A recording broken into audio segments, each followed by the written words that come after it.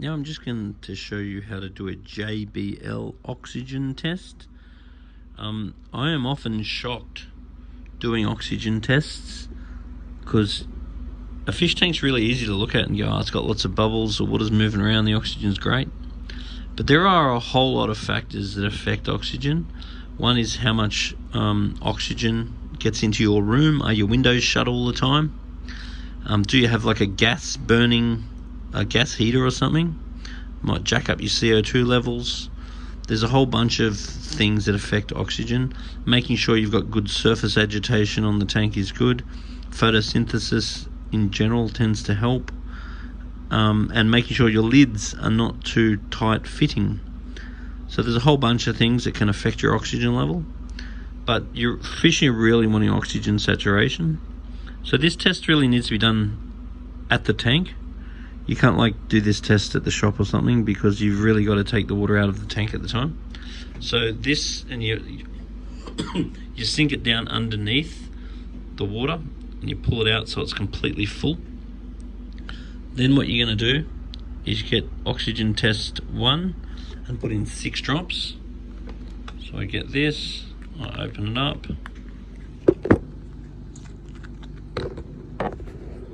So it's saying 6 drops of 1. 1, 2, 3, 4, 5, 6. And then it's saying 6 drops of 2.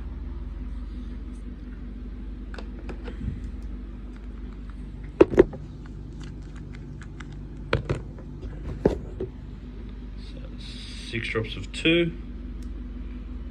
1, 2, 3, 4, 5, 6.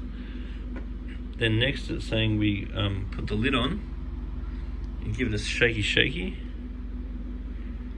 So let's just try and do that with one hand.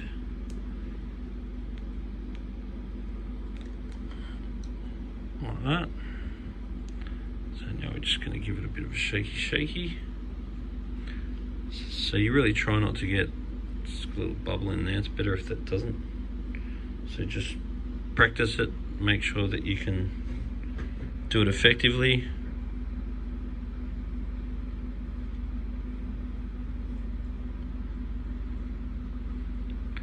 So let's pretend that was 30 seconds. I'm not confident it was, but that's not the point here. So once again, it's really worth having an oxygen test because I've been involved in many tanks that just don't go to plan. And then I test the oxygen and I find that, believe it or not, there's an issue. Now I get number 3, give them all a shaky. Number 3, 6 drops. 1, 2, 3, 4, 5, 6.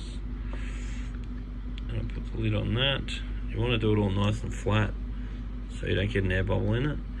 Obviously doing it with one hand, it's not ideal, but you know, give that a shaky. And the next thing I'm going to do is turn over the page. I'm going to compare it to this color chart. So we can clearly see that it's very good. So the oxygen of this tank, anyway, I'm going to say it's at least 8, maybe a bit higher. So I'm going to guess that as about 9. So if it was really light, then I'd be worried about it.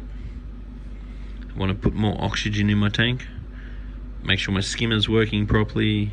You could consider using ozone. Make sure you got good surface agitation, make sure your tank's not overpopulated, make sure your tank's not overfed, make sure your filter's regularly cleaned, make sure you're doing water changes or your usual stuff. Because oxygen is one of the most important things and most overlooked, very overlooked with a lot of common fish keeping. So anyway, if you're concerned about your oxygen level, it's really worth getting a JBL test. You can get it a part of a multi-lab, or you can just get it individually, and you can also get the refills. So anyway, if you're looking for a good reliable range of test kits, you can't go wrong with the JBLs.